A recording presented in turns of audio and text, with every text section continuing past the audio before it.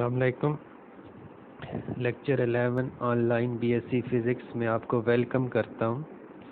आज हमारा जो टॉपिक है, जिस चैप्टर का लास्ट टॉपिक है, वो वेन डर वाल्स इक्वेशन ऑफ स्टेट है। आपको याद होगा कि जब हमने kinetic theory of ideal gas पढ़ी थी तो हमने वहाँ पे अजम्पशन ली थी और उस अजम्पशन की बेस पे हमने आइडियल गैस लॉस डिफ़ाइन किए थे। लेकिन जब हमने मॉडलिंग की थी उससे पहले हमने कहा था कि हम एक मॉडल बना रहे हैं। तो बेसिकली जब मॉडल बनाया जाता है तो उसमें बहुत सारी ऐसी चीज़ें होती हैं जिनको आप इग्नोर कर देते हैं और आप फिर अपने उस हिसाब से अपनी इक्वेशन को डिराइव कर लेते हैं। जैसा कि हमने आइडियल गैस लॉ डिराइव किया था PV = nRT। लेकिन जब हम रियल गैसेस की तरफ आते हैं तो रियल गैसेस में वो इज़म्पशन फॉलो नहीं होती, वो वैलिड नहीं होती, ठीक है, जिसकी वजह से फिर हमें इक्वेशन के अंदर मॉडिफिकेशन की ज़रूरत होती है। तो वही वाली बात आ गई कि मॉडल तो हमने बना लिया, इक्वेशन हमने डिराइव कर ली, लेकिन अब हम जो रियल गैसेस की तरफ जाते हैं तो फिर हमें मॉडिफिकेशन की ज़रूरत होती है। तो सबसे पहला जो हमारी इज़म्पशन थी, अगर आपको याद हो, तो उसमें हमने कहा था कि जो आइडियल गैस होती है, ठीक है, उसमें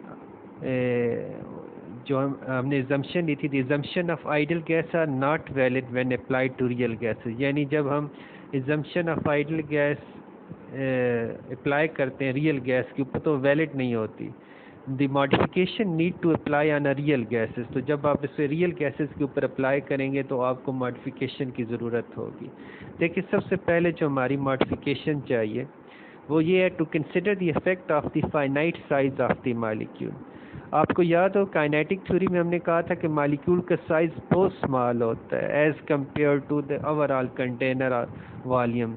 लेकिन यहाँ पे अब जब हम रियल गैसेस की तरफ जा रहे हैं तो वहाँ पे सबसे पहले जो हम चीज़ ले रहे हैं वो ये ले रहे हैं, to consider the effect of finite size of the molecule. यानी जो आपने पहले आइडियल गैस लॉ डेवलप किया है उसमें आपने फाइनाइट साइज ऑफ मॉलिक्यूल नहीं लिया था, लेकिन जब हम रियल गैसेस की तरफ जाते हैं तो उसमें हमें finite size of the molecule लेना पड़ता है, ठीक है। तो हम उस एजम्पशन से कंट्राडिक्ट करते हैं क्योंकि हमने मॉडिफिकेशन लानी है। तो सबसे पहली जो हमारी कंट्राडिक्शन आई है, हमने कंसिडर कर लिया है कि finite size of the molecule. We consider a molecule as a hard sphere of diameter d। हमने एक मॉलिक्यूल कंसिडर कर लिया है जिसका एक फाइनाइट साइज है, यानी उसे हमने hard sphere of diameter d की फॉर्म में ले लिया। अब जब हम मॉलिक्यूल्स का एक फाइनाइट साइज ले रहे हैं उसकी वजह से the free volume available for one molecule is therefore decrease by a volume of hemisphere of radius d centre on the other molecule. जब हम फाइनाइट साइज ऑफ मॉलिक्यूल ले रहे हैं तो इस वजह से जो अवेलेबल वॉल्यूम है फॉर वन मॉलिक्यूल वो क्या हो जाएगा, डिक्रीज़ हो जाएगा, क्योंकि हम कह रहे हैं कि एक मॉलिक्यूल उसका डायमीटर है, यानी फाइनाइट साइज़ है। तो देखें फिगर में हमने वॉल्यूम को इसका मॉलिक्यूल के एक फाइनाइट साइज़ में ले लिया है जिसका डायमीटर d है।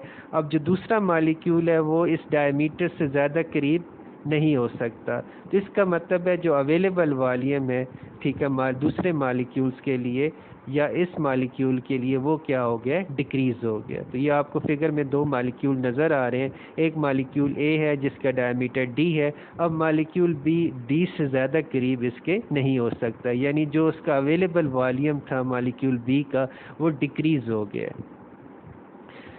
Let the volume of container V। हम सपोज कर लेते हैं कि जो एक कंटेनर जिसके अंदर गैस मौजूद है उसका वॉल्यूम V है, कैपिटल V आपको स्क्रीन पे नज़र आ रहा है।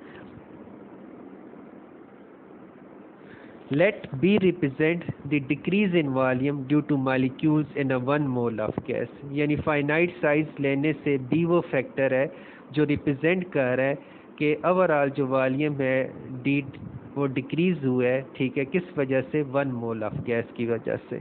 अब देखिए यहाँ पे n मोल ऑफ गैस है कंटेनर के अंदर, तो टोटल वॉल्यूम जो डिक्रीज़ होगा n मोल की वजह से, the volume decrease to n mole is equal NB।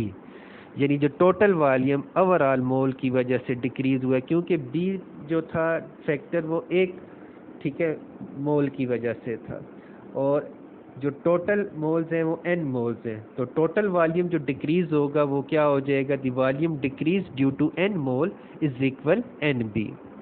अब देखें the total volume available to the molecule in n mole, यानी अब हमारे पास जो वॉल्यूम बाकी रह जाएगा अवेलेबल वो क्या होगा कि हम टोटल वॉल्यूम V कंटेनर में से माइनस कर देंगे जो वॉल्यूम डिक्रीज़ हुआ है, यानी अब हमारे पास जो अवेलेबल वॉल्यूम है वो V के बजाय क्या हो जाएगा, V माइनस NB हो जाएगा। ये आपको स्क्रीन पे नज़र आ रहा है।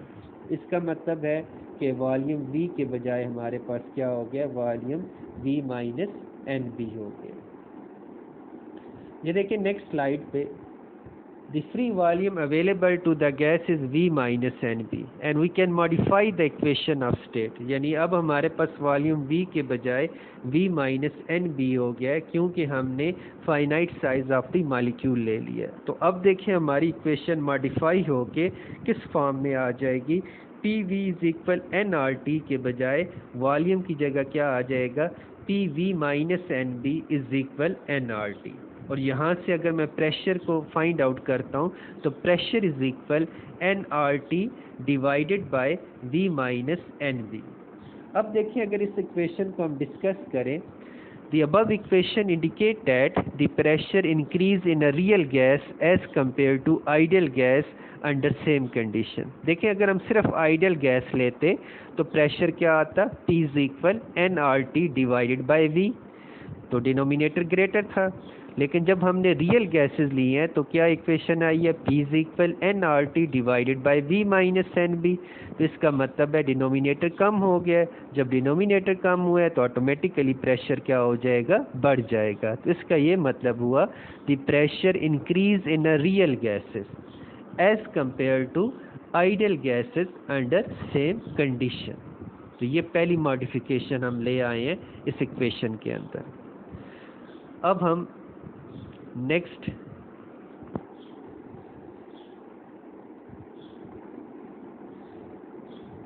जाते हैं। पहले हमने, अब अगर आपको याद होगा तो काइनेटिक थ्योरी में हमने ये लिया था कि मॉलिक्यूल्स के दरमियान कोई फोर्स नहीं होती, सिर्फ और सिर्फ जब वो एक दूसरे के साथ कोलाइड करते हैं तो वो कोलिजन फोर्स होती है। लेकिन अब हम क्या ले रहे हैं, to account for the effect of the range of the force between the molecule. लेकिन अब हम कंसिडर कर रहे हैं कि मॉलिक्यूल्स के दरमियान इंटर मॉलिक्यूलर फोर्सेस एग्जिस्ट करती हैं और वो फोर्सेस एक दूसरे के ऊपर लगती हैं, ठीक है।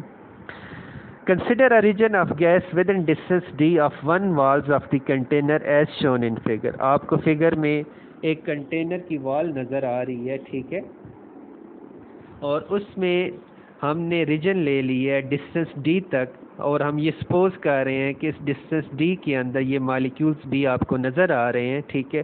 तो ये मॉलिक्यूल्स एक दूसरे के ऊपर फोर्स लगा रहे हैं जिसकी रेंज कहाँ तक है, इस डिस्टेंस d तक है। और दूसरी लेफ़्ट साइड पे ये आपको कंटेनर की वॉल नज़र आ रही है।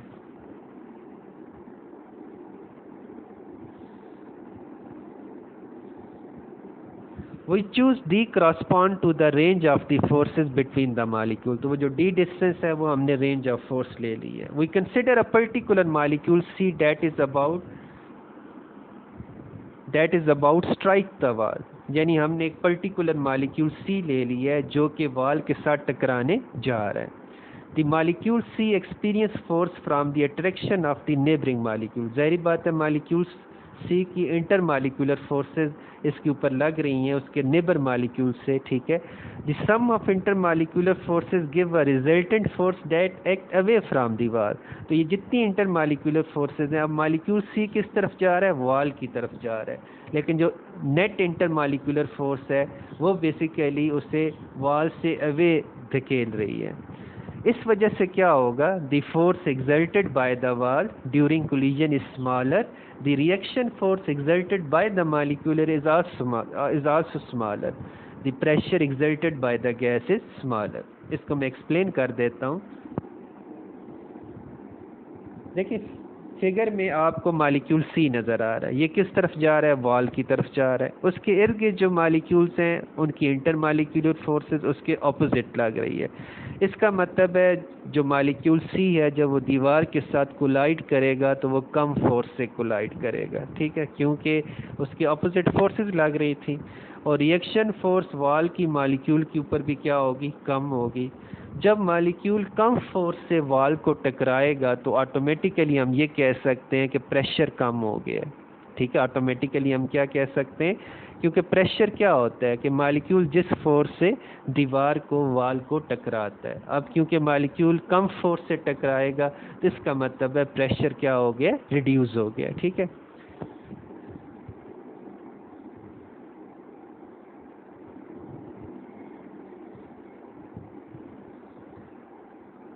इफेक्ट ऑन प्रेशर, प्रेशर के ऊपर क्या इफेक्ट होगा। The total reduction in pressure resulting from the force between molecule is proportional to n/v का होल स्क्वायर, यानी number of molecule per unit volume. जितने number of molecule per unit volume ज़्यादा होंगे उतनी इंटर मॉलिक्यूलर फोर्सेस ज़्यादा होंगी, जिसकी वजह से उतना ही प्रेशर क्या हो जाएगा, रिड्यूस हो जाएगा। तो ये बेसिकली रिडक्शन इन प्रेशर है n/v का whole square. n total number of molecule है और v volume of the container है। We introduce the correction to the pressure due to intermolecular forces. अब देखें करेक्शन फैक्टर क्या आ जाएगा। अब देखें पहले इक्वेशन प्रेशर की क्या थी, P = nRT divided by V - NB, लेकिन अब प्रेशर रिड्यूस हो गया है तो अब फैक्टर क्या आ गया है, -AN डिवाइडेड बाई V का होल स्क्वायर, यानी प्रेशर में से मज़ीद ये चीज़ क्या हो जाएगी, माइनस कौन सी चीज़, AN/V का होल स्क्वायर। अब यहाँ पे स्मॉल n आया क्योंकि हमारी इक्वेशन नंबर ऑफ मोल्स के लिहाज से है, इसलिए फिर हम कैपिटल N के बजाय यहाँ पे स्मॉल n इस्तेमाल करेंगे नंबर ऑफ मोल्स के लिहाज से। अब ये जो फैक्टर है A(n/V का होल स्क्वायर, अगर इसे हम लेफ़्ट साइड पे ले जाएं तो ये प्रेशर में ऐड हो जाएगी। ठीक है, और V - NB इसको अगर हम दूसरी साइड पे मल्टीप्लाई कर दें तो देखें हमारे पास इक्वेशन क्या बन गई है, P + AN/V का whole square whole bracket close bracket start V - NB = nRT। पहले देखें आइडियल गैस में इक्वेशन क्या होती थी, PV = nRT, लेकिन रियल गैसेस में P की जगह क्या आ गया, P + AN/V का होल स्क्वायर, और V की जगह क्या आ गया, V - NB। तो यानी जब हम रियल गैसेस के ऊपर, जब आइडियल गैस रियल गैसेस के ऊपर जब ये हम अप्लाई करेंगे इक्वेशन PV = nRT, तो वो अप्लाई नहीं होगी बल्कि ये मॉडिफिकेशन होने के बाद अप्लाई होगी। तो इसमें जो value of constant A and B है ये डिटरमाइन कर सकते हैं बाय एक्सपेरिमेंट। ठीक है, जो एक्सपेरिमेंट हम कर रहे होंगे तो उसमें वैल्यू ऑफ कांस्टेंट A और B क्या हो सकती है, डिटरमाइन हो सकती है।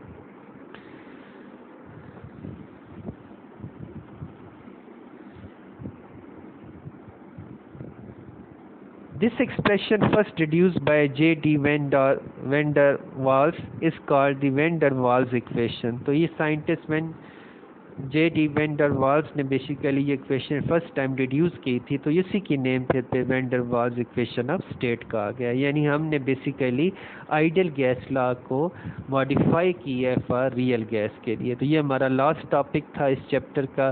तो कल के लेक्चर में मज़ीद देखेंगे कुछ प्रॉब्लम वगैरह और इससे रिलेटेड कुछ और रीजनिंग क्वेश्चन वगैरह। अल्लाह हाफिज़।